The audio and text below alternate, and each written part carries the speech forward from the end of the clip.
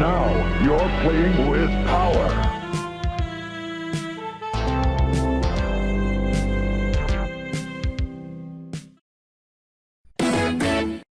I won't get into too much detail about the NES Zapper itself and other NES Zapper games, but a couple of them that I have, that I've played, and I would like to talk about are Operation Wolf by Taito and The Adventures of Bayou Billy by Konami.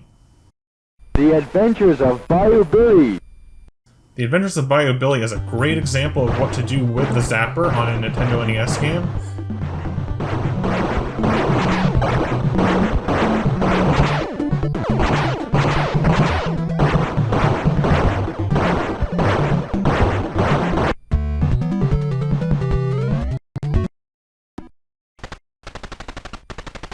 And Operation Wolf is a game that, in my opinion and experience, is a game that's a little too ambitious for the Nintendo Zapper. So let's start with the bad one. It's not really a bad game, it's just hard to play.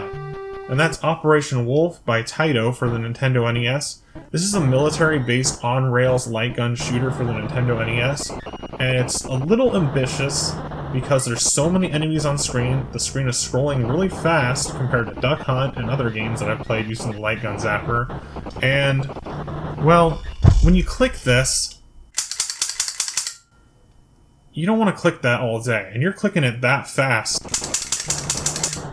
Pretty much the entire gameplay of Operation Wolf. Now I know, if you really love Operation Wolf, I'm not saying don't play it, I'm not saying it sucks. I'm saying it's a little too fast-paced, too many enemies on screen, and a little chaotic for newcomers of the light gun zapper. When you compare it to Duck Hunt, it's easy to pick up and play on Duck Hunt, and easy to understand for almost anyone. Then you move over to Konami's game, The Adventures of Bayou Billy, for the NES, which is a great example of a variety game. It features the story and style of an adventure game for the Nintendo NES, but it also features some great gameplay variations.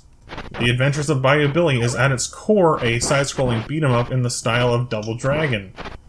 But Bayou Billy offers more. It goes above and beyond to offer more gameplay than your typical Nintendo NES game. It features 3 different gameplay styles: the beat-em-up side-scroller, a racing-style shooter game where you're driving a truck and shooting at helicopters and other obstacles and enemies along the way, the hardest part of the game for me, and a light gun-style game.